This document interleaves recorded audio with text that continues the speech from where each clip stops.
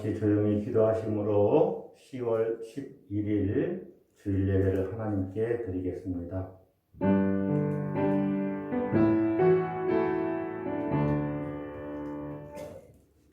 여호와는 나의 목자시니 내게 부족함이 없으리로다. 그가 나를 푸른 풀밭에 누이시며 쉴만한 물가로 인도하시는도다.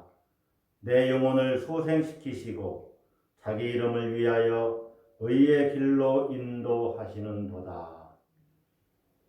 자비로우신 아버지 하나님, 10월 둘째 주일 거룩한 주일 맞아서 하나님을 예배합니다. 우리 가운데 임재하시고 영광 받으시며 우리에게는 한없는 은혜를 더하여 주시옵소서. 예수 그리스도 이름으로 기원드리옵나이다. 아멘. 찬송가 84장 찬양하겠습니다.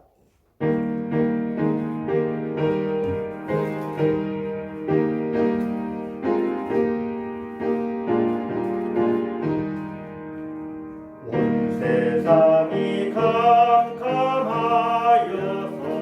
참 빛이 없었더니 그 빛나는 영광 나타나 온 세상 빛이었네. 영광의 주, 영광의 주, 밝은 그리 내게 비추었네.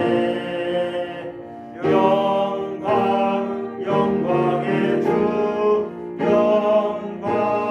영광의 주, 이 세상에 빛은 오직 주 예수님. 주 말씀을 믿는 사람은 그 마음이 시원하고 주 명령을 준행하는 자 그 길이 환하겠네. 영광의 주, 영광의 주, 밝은 그림 내게 비추었네. 영광의 주, 영광의 주, 이 세상에 빛은 오직 주 예수님. 제 가운데 사는 사람은 그 눈이 어두워도 그 죄악을 씻는 나의 눈, 그 눈이 밝아지네. 영광의 주, 영광의 주, 밝은 그림 내게 비추었네. 영광의 주, 영광의 주, 이 세상에 빛은 오직 주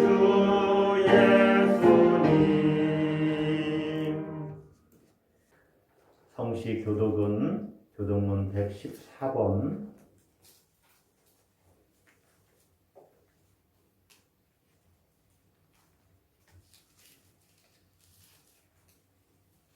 교독문 114번 교독하겠습니다.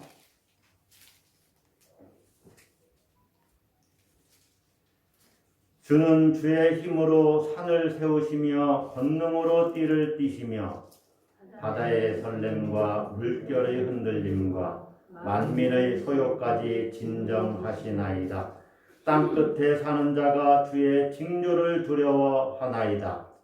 주께서 아침 되는 것과 저녁 되는 것을 즐거워하게 하시며 땅을 돌보사 물을 대어 심히 윤택하게 하시며 하나님의 강에 물이 가득하게 하시고 이같이 땅을 예비하신 후에 그들에게 곡식을 주시나이다. 주께서 밭고랑에 물을 넉넉히 대사 그 이랑을 평평하게 하시며 또 단비로 부드럽게 하시고 그 싹에 복을 주시나이다. 주의 은택으로 한 해를 관시우시니 주의 길에는 기름방울이 떨어지며 들의 초장에도 떨어지니 작은 산들이 기쁨으로 띠를 띠었나이다. 초장은 양떼로 옷 입었고 골짜기는 곡식으로 덮였음에 그들이 다 즐거이 외치고 또 노래하나이다. 아멘. 나는 전능하신 아버지 하나님 천지의 창조주를 믿습니다. 나는 그의 유일하신 아들 우리 주 예수 그리스도를 믿습니다.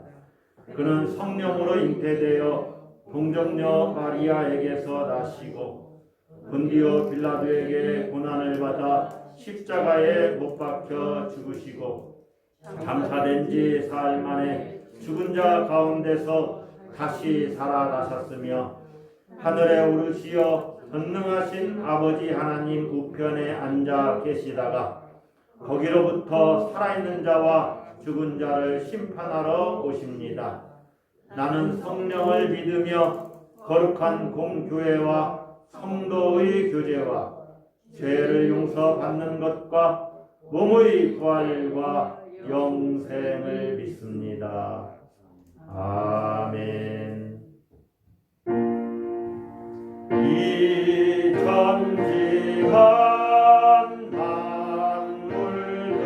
만물들아 복 주시는 주 여호와 전능성부 성자 성령 찬송하고 찬송하세. 아멘.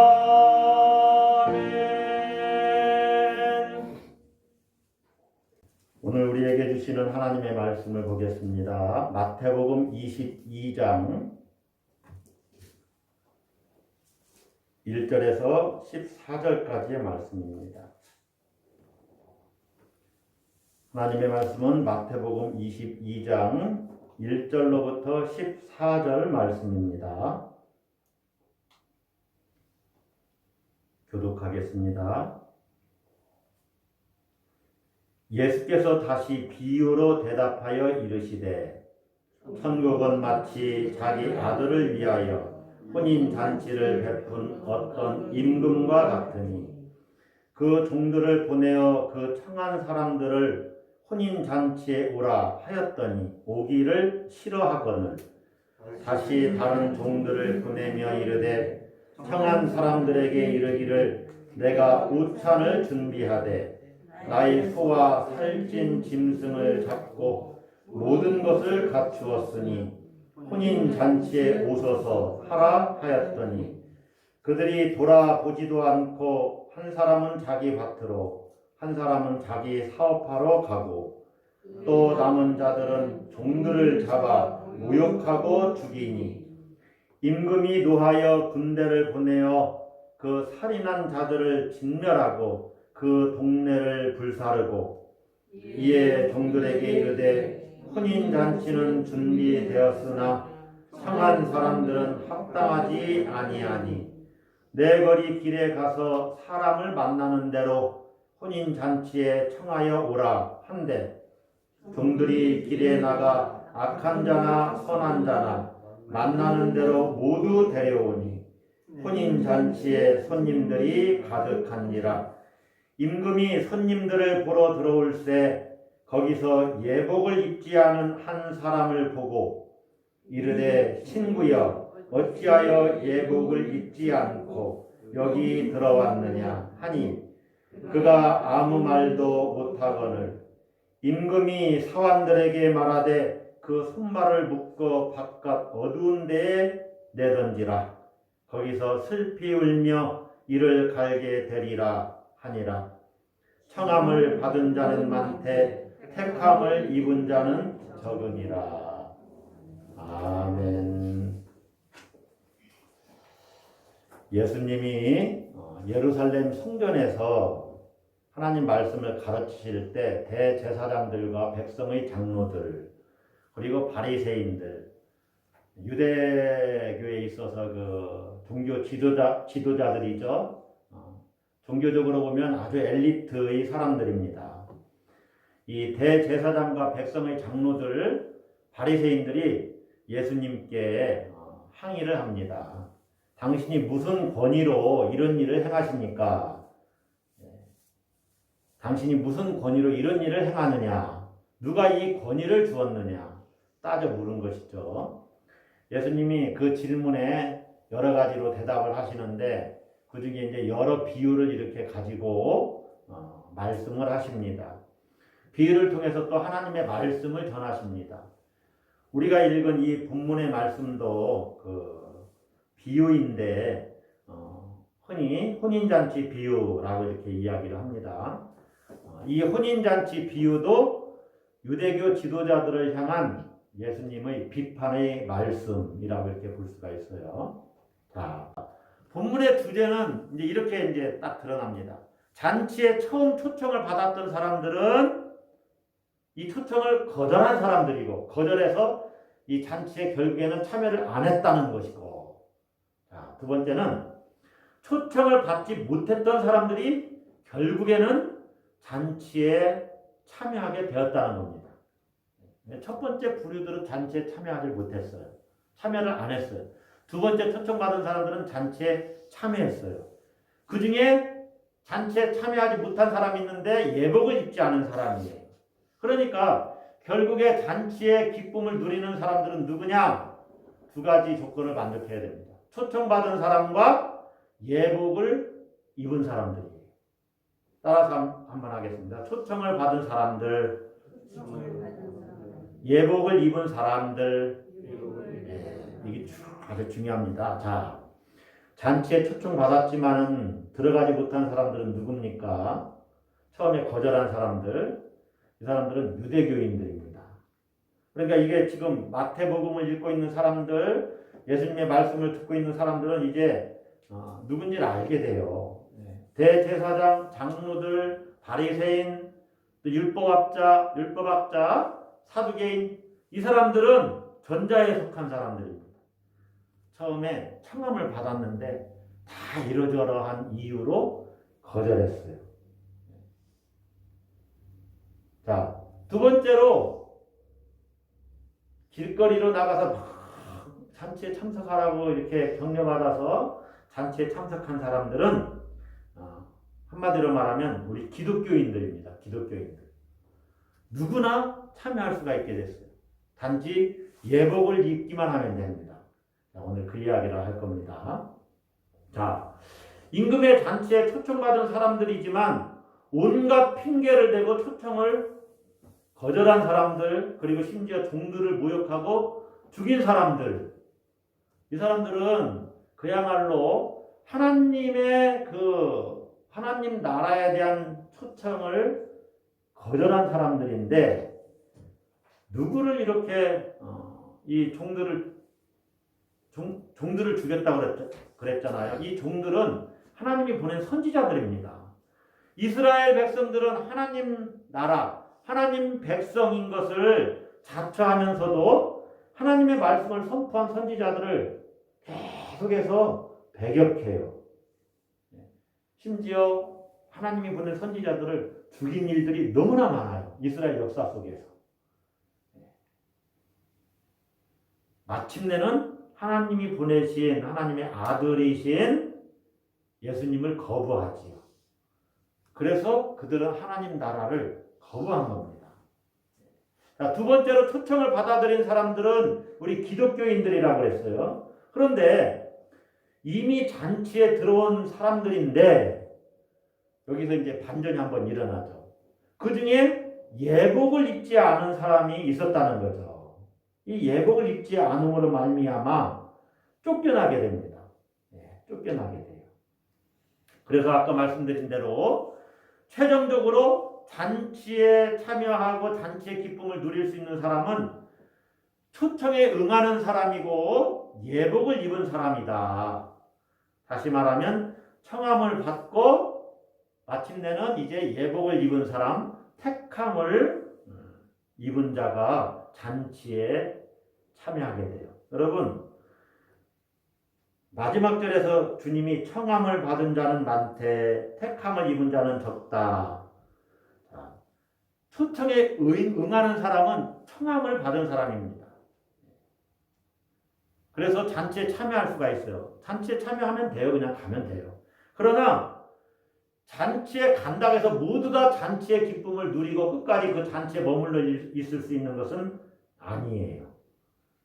거기에 예복을 입고 있어야 돼요. 예복을 입고 있는 자가 택함을 입은 자입니다. 자, 그러면 이것이 이제 무엇을 가리키느냐? 대략적으로 우리가 이제 이야기를 했으니까 여러분이 짐작을 하실 수 있습니다. 이 결혼 잔치가 무엇을 가리키냐면 하나님 나라를 가리킨다고 했죠. 천국 비유라고 주님이 말씀하시니까 천국은 마치 뭐뭐 같다. 그래서 이 잔치는 하나님 나라입니다. 자주 이 잔치를 하나님 나라를 잔치로 비유할 때가 많아요. 예수님을 통한 복음의 기쁨과 안식과 평화를 누리는 것을 잔치로 비유한다는 거죠. 그래서 종말 때에도 신부인 교회 공동체가 신랑이신 예수님과 혼인잔치를 이렇게 혼례식을 거행하게 될 것이다. 이렇게 이야기를 하는 거죠. 실제로 무슨 이런 결혼식을 하는 것이 아니라 하나님 나라가 이제 완성되는 것을 그렇게 표현하는 겁니다. 우리가 하나님 나라에서 주님을 마주하게 되고 이제 영원한 기쁨과 풍랑을 누리게 되는 것을 혼인잔치로 비유하는 거죠. 여러분, 잔치를 한번 생각해 보세요. 얼마나 기쁨이 충만합니까? 또 평화와 안식이 있어요. 평화로워요. 또 정말 웃음과 행복과 기쁨이 넘쳐요. 거기에 먹을 것도 많고 사람들도 많아요. 진정한 기쁨의 교제를 누립니다. 그야말로 생명의 풍요로움을 만끽할 수 있는 시간들입니다. 그래서 임금의 잔치에 오라, 그 말은 하나님이 은총으로 베푸시는 그 기쁨의 세계, 평화의 세계, 행복의 나라, 그 세계 안으로 들어오라는 거예요. 하나님이 베푸시는 기쁨의 세계로 오라. 자, 세상 사람들에게 하나님이 베푸시는 잔치가 있는데 그 잔치에 참석하세요. 참여하세요. 여러분, 그 주일의 예배는 부활의 기쁨을 만끽하는 그 시간입니다. 그래서 주님이 부활하신 주일날 이제 교회 공동체가 예배를 드리게 된 거예요. 안식일은 흔히 지금의 토요일인데 토요일날 기독교 공동체가 예배 드리지 않고 주님이 부활하신 날을 기념하는 주일날 안식일 다음 날 예배를 드리는 것은 이 예배가 바로 기쁨이요 축제라는 것을 의미해요. 그래서 우리는 사실 예배에 참석한다는 것은 천국의 기쁨을 미리 맛보는 겁니다. 여러분, 한 주간 지금 코로나19 바이러스로 말미암아 우리가 상당히 힘든 시간들을 보냅니다. 교회 공동체도 마찬가지고요. 지금 이제 많은 분들이 예배에 참석하지 않아도 코로나19 바이러스 감염되면 안 되잖아요. 정말로 그렇습니까? 정말로 그 감염이 무서워서 예배에 참석하지 못한다면은 그럴 수도 있겠다 이렇게 생각을 해볼 수 있지만 핑계를 대고 예배에 참석하지 않는다든가 그건 어떻게 할 수 있냐면 지금 개인적으로 주일날 예배를 드리지 않는 많은 사람들이 있을 겁니다. 기독교인들 중에 교회 가지 못하니까. 그러면 어떻게 되냐면 계속해서 예배에 대한 어떤 기대감이나 하나님을 예배하는 것이 내게 진정한 기쁨이다 하는 것을 잃어버리게 돼요. 점점점 예배에 대해서 무뎌져요.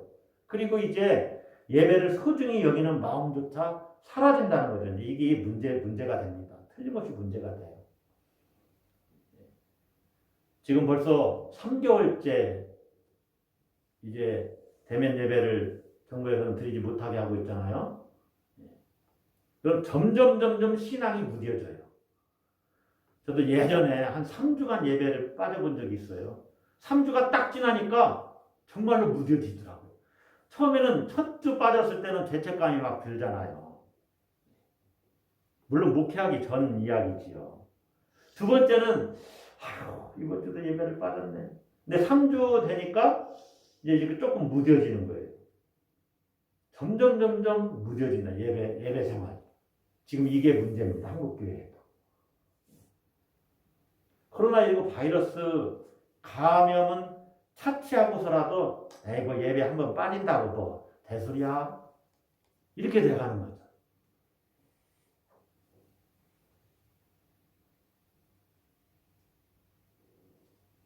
처음에 초청받은 사람들도 다 이유가 있습니다.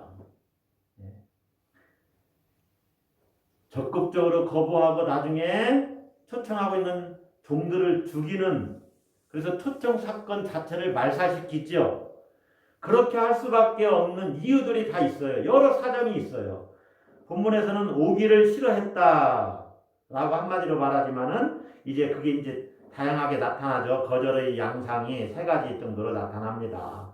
어떻게 나타나냐면은 나는 밭에 가서 일해야 됩니다. 나는 사업하러 가야 됩니다. 그리고 심지어 종들을 잡아 모욕하고 죽이는 일로 나타나요. 자, 자기 밭으로 가고 자기 사업하러 가는 것은 일상의 삶을 살아가는 모습들입니다. 밭에 가서 일을 해야 될 일들도 많이 있지요. 사업해야 될 일도 많이 있습니다. 그러니까 일상의 일을 해야 될 일들은 늘 우리에게 다가오고 있죠. 그거 하러 가는 거예요. 물론 밭에 가서 일하는 기쁨도 있고 사업하면서 이제 재물을 버는 기쁨도 있을 거예요.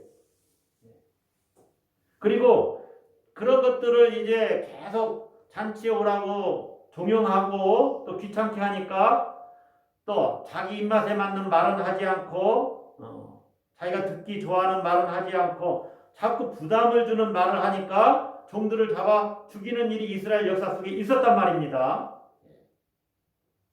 일상에 빠져서 기쁨을 찾으면서 사는 삶을 사는 사람들, 그들도 나름대로는 재미가 있겠지요. 일상의 기쁨을 누릴 수 있습니다.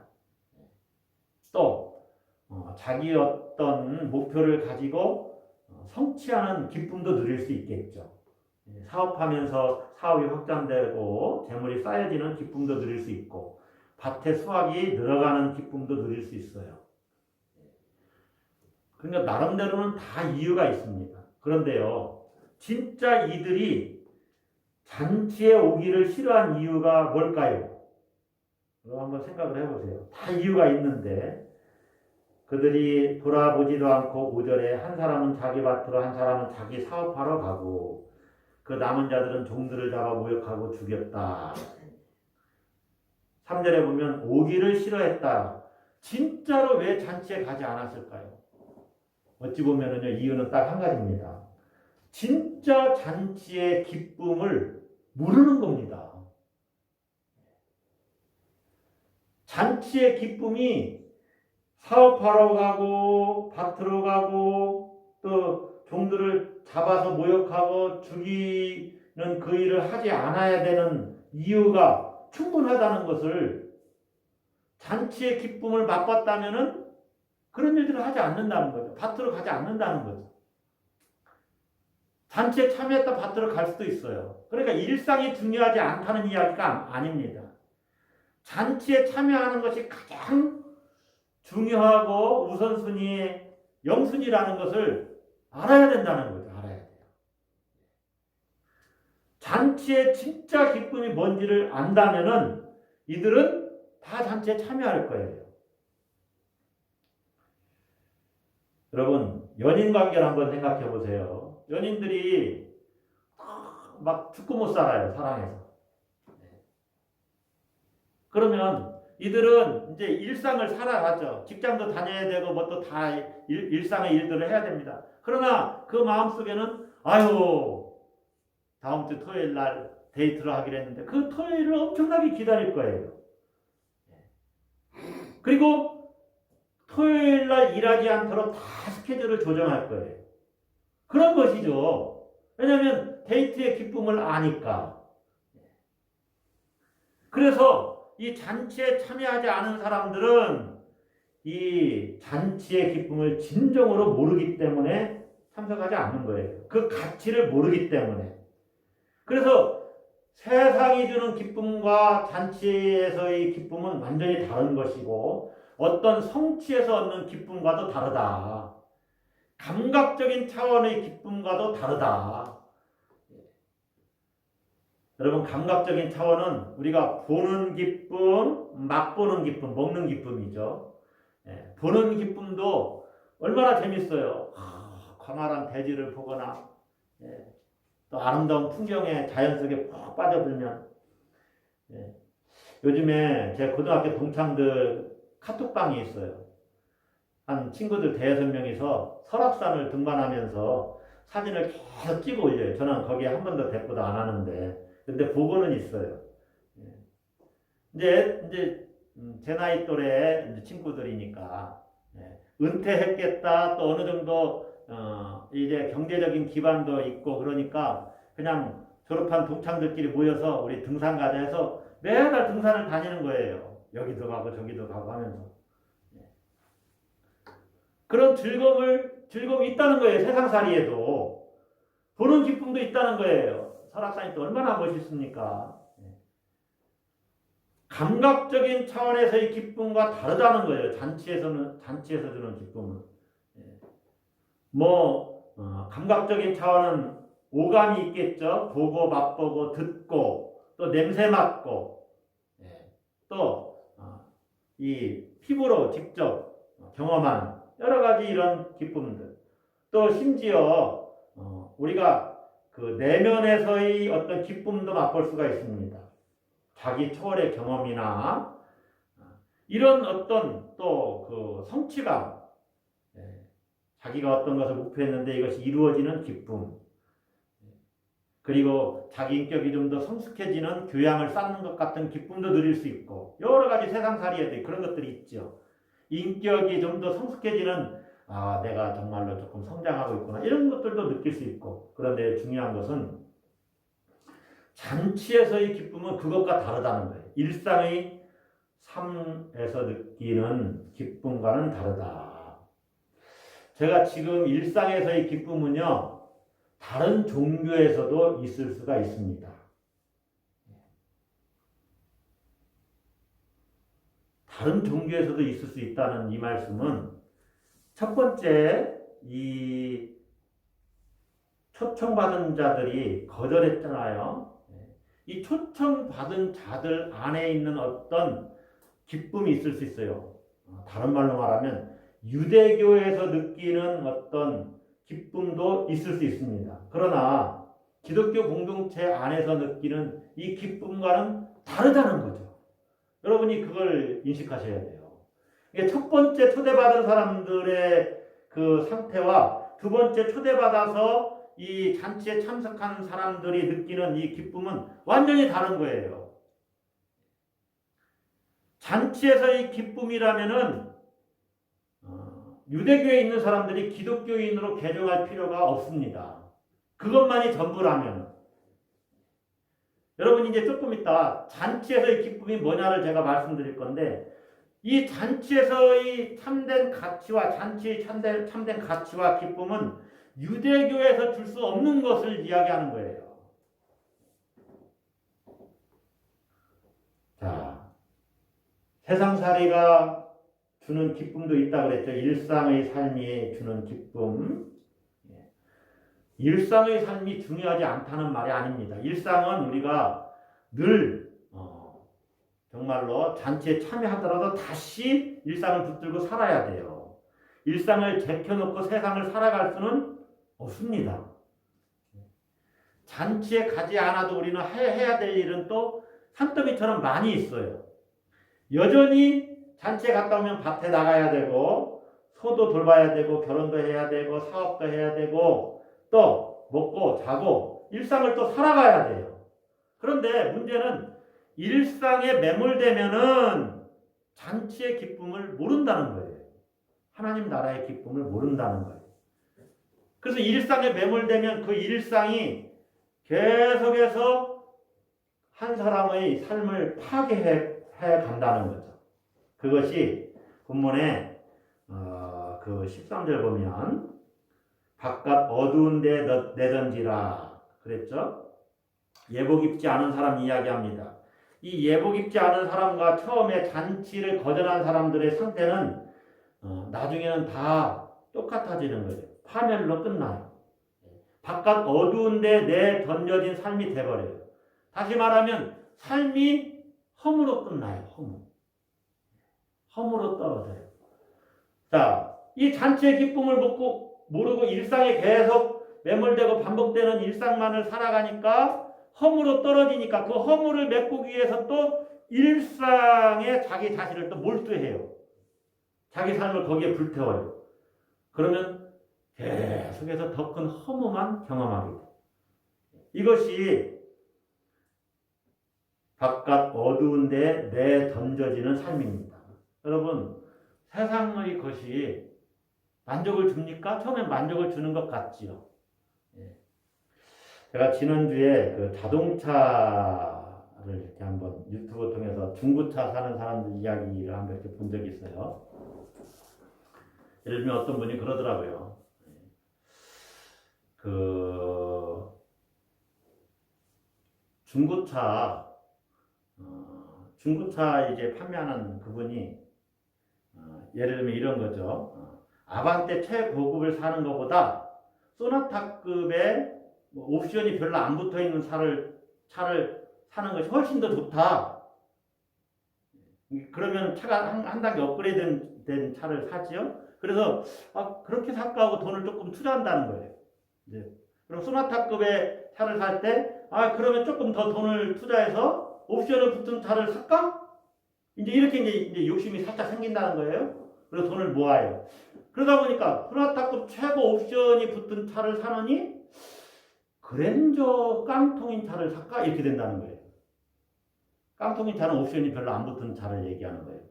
그러다 보면 다시 그랜저 옵션이 붙은 차가 훨씬 편하려고 거기에 욕심이 딱 들어간다는 거예요. 그럼 지금 아반떼에서부터 그랜저까지 올라온 거예요, 여러분. 사람의 마음이 그렇다는 거예요. 그래서 계속 비교하면서 어떤 차를 사는 게 좋다 이제 그분이 이제 권하는데 그런 것이죠. 세상의 일상에 매몰되다 보면은 그 허물을 그 일상이 주는 허물을 결코 메꿀 수가 없다. 이들은 잔치에서의 기쁨을 결코 맛볼 수가 없습니다. 자, 두 번째로 잔치에 초대된 자들, 그들 중에는 악한 자도 있고 선한 자도 있어요. 10절 보세요. 종들이 길에 나가 악한 자나 선한 자나 만나는 대로 모두 데려오니. 그러니까 이 사람이 착하냐 착하지 않냐 이건 상관이 없어요. 모두 다 잔치에 참석할 수 있어요. 문제는 예복을 입었느냐 이게 중요해요. 자, 그런데 봅시다. 이들은 길에서 만난 사람들이에요. 구절도 보면은 내거리 길에 가서 사람을 만나는 대로 혼인잔치에 청하여 오라 한대. 그러니까 이 사람들은 예복을 준비할 시간이 없습니다. 근데 어떻게 예복을 입고 있는지 입지 않았다고 왕이 입지 않은 사람을 내쫓을 수 있습니까? 여기에는요, 이런 고대 동방에서의 관례가 여기에 이렇게 포함이 되어 있어요. 뭐냐면, 잔치에 초청할 때는 잔치 주인이 예복을 선물로 하나씩 다 주는 겁니다. 한 번씩 다 미리 나눠줘요. 그러니까 본문에서도 선악이 문제되지 않고 원래 신분과 처지를 가리고 그 잔치에 합당한 예의만 갖추면 돼요. 그 잔치에 합당한 예의는 왕에 대한 예를 갖추는 예복을 입는 겁니다. 왕에 대한 예의를 갖추는 예복을 입는 거예요. 그러면은 신분과 처지를 가리고 내가 선하든지 악하든지가 문제되지 않고 잔치에 참석할 수가 있는 거예요. 이미 예복은 왕이 다 나눠줬어요. 여러분 이제 이 비유에서 이야기하는 바가 조금 이렇게 감이 오지요. 본문을 통해서 우리가 확인할 수 있는 것이 있습니다. 두 번째, 초청된 자들은 길에서 만나서 잔치에 참여했으니까 예복을 준비할 시간이 없어요. 그런데 예복을 입지 않은 자는 내쫓으라 왕이 이렇게 이야기했다는 것은 이미 예복을 지급했다는 거예요. 근데 왜 이 사람은 예복을 입지 않았느냐? 이제 그것만 이제 여러분이 이제 아시면 돼요. 자, 이 예복은 무엇을 말하는 것이냐면 그 왕의 면전에 나갈 수 있는 그 예를 갖추는 것이 예복이라고 그랬죠. 왕 앞에 나갈 수 있는, 왕을 만날 수 있는 필수적인 옷인데 그 옷이 바로 뭐냐면 하나님이 입혀주시는 의의 옷입니다. 하나님이 입혀주시는 의의 옷. 다른 말로 말하면 구원의 옷이에요. 이 혼인잔치 비유가 천국 비유, 하나님 나라 비유라고 그랬죠. 그러니까 왕을 만날 수 있는 옷을 입어야 되는데 이것은 왕이 이미 주신 옷이에요. 왕이 입혀주시는 의로운 옷이다 그 말입니다.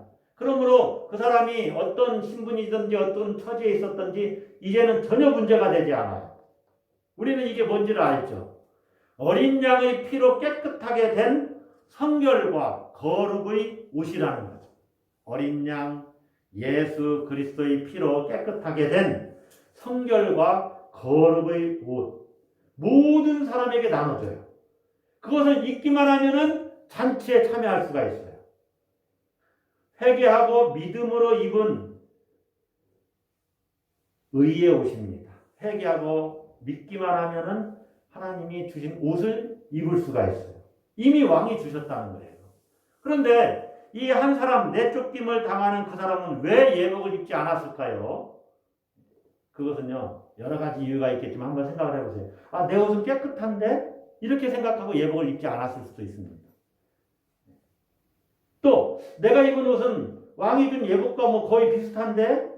예복과 같은데? 이렇게 여겼을 수도 있어요. 다른 말로 말하면 예복을 입지 않았다는 것은 자신의 의와 자기 공로를 의지하고 잔치 자리에 나갔다는 거예요. 자신이 입은 옷이 예복과 같다고 여기는 거예요. 자신이 입은 옷, 자기가 어떤 성취를 이루었던지 어떤 공로를 쌓았던지 자기가 의롭다고 여기든지 이런 것들이 자기가 입은 옷이에요. 그 옷을 입고는 잔치 자리에 나갈 수가 없다는 것입니다. 왕이 베푸시는 혼인잔치에 참석할 수가 없다는 거예요. 그러나 왕이 주신 예복을 입기만 하면은 그 잔치에 참여하고 남아서 기쁨을 누릴 수가 있어요. 기쁨을 누릴 수가 있어요.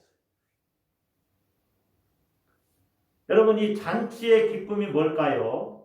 세상이 주지 못하는 이 잔치의 기쁨이 뭘까요? 그래서 누구나 그 잔치의 기쁨을 알기만 하면 거기에 적극 참여하길 원해요. 이 잔치의 기쁨은요 한마디로 말하면 생명의 풍성함입니다. 절대 생명의 경험이에요. 세상이 주지 못하는 기쁨, 세상에서는 얻을 수 없는 생명의 완성을 말하는 거예요. 생명의 완성. 우리는 일상에서 절대 생명이 뭔지 모릅니다. 그냥 이렇게 살아가는 것만 알고 있지 영혼에서의 완전한 생명이 무엇인가 우리는 잘 몰라요. 그러나 잔치에 참여하면은 알게 된다는 거죠. 그래서 우리는 그걸 미리 내다보고 잔치에 참여하는 겁니다. 그래서 그 잔치에서의 기쁨을 맛보면 이제는 일상 속에서 매몰되어 살지 않겠지요. 자, 여러분 하나님을 믿는다는 것은 어떤 교양도 아니고 취미생활도 아닙니다. 절대적인 생명을 경험하는 그것을 간절히 바라는 거룩한 열망이에요. 이 구원을 향한 열망이죠. 이것은 모두 다 하나님이 주시는 것을 받아들이도록 나를 내놓는 거죠. 그러니까 잔치의 청함을 받는 것도 받는 것이고 또 예복도 받는 것입니다. 하나님 나라도 내가 받는 것이고 또 그 나라에 들어갈 수 있는 의로움도 받는 거예요. 자, 우리는 초대받았습니다. 청함받았어요. 그래서 예수 그리스도로 말미암은 의의 옷도 받았습니다. 그 옷을 입었습니다. 할렐루야. 그리고 여러분이 이제 택함을 입은 자인데 잔치에 참여했으면 하지 말아야 될 일이 있어요. 그게 뭐냐면 잔치의 기쁨을 누려야 되는데 밭에 가서 일해야 되는데 사업하러 가야 되는데 그래서 잔치에 참여했음에도 잔치의 기쁨을 누리지 못하고 일상의 일에 다시 매몰되는 거예요. 바른 것이 아니죠. 예수님 안에서 천국의 기쁨을 누리는 그 자리에 왔으면 그 기쁨을 누리면서 일상을 살아가는 거지 일상에 매몰돼서 천국의 기쁨을 잃는 것은 잔치에 참여한 자, 택함 받은 자들이 해야 될 일이 아니라는 거지. 여러분, 예수 그리스도로 말미암은 의의 옷을 입고 하나님 나라의 잔치에 나아가고 있습니까? 그러면 여러분이 택함 받은 자죠. 택함을 입은 자는 적으니라. 그 적은 자 중에 우리가 포함되어 있어요. 여러분이 정말로 이 혼인잔치의 기쁨을 누리면서 또 생명의 풍성함을 누리면서 한 주간도 믿음으로 승리하시기를 주의 이름으로 축복합니다. 기도하겠습니다. 살아계신 아버지 하나님 은혜와 사랑을 감사드립니다. 우리가 청함을 받고 하나님 나라의 청함을 받고 이제 주님 주시는 예복을 입고 혼인잔치에 왔는데 아직도 우리의 일상의 걱정과 염려 때문에 천국의 기쁨을 누리지 못한다면 우리를 다시 새롭게 해주시고 정말 주님 베풀어 주시는 이 잔치의 기쁨을 누리면서 세상을 이기며 승리하도록 우리를 다시 한번 새롭게 하여 주시옵소서. 하나님 한 주간도 믿음으로 승리하며 또 주님 뜨겁게 사랑하고 또 주님과 동행하는 삶을 살도록 그리고 모든 걱정, 근심, 염려 하나님께 맡기고 주님이 주시는 승리의 은총으로 그렇게 날마다 승리해 갈 수 있도록 우리를 다시 한번 새롭게 해주시기를 간절히 소원하옵고 예수 그리스도의 이름으로 기도드리옵나이다. 아멘. 하겠습니다. 이제는 우리를 죄악에서 건지신 예수 그리스도의 은혜와 하나님 아버지의 사랑과 성령님의 교통, 감화, 감동, 내주 충만케 하심이 이제 주님이 주시는 예복을 입고 천국잔치에 참여하여 기쁨을 누리는 모든 성도들 위해 그 가정과 일터와 직장, 우리 교회와 이민족과 저 북한 동포들과 해외에 있는 선교사들 위해 지금으로부터 영원히 함께 하시기를 간절히 축원하옵나이다. 아멘.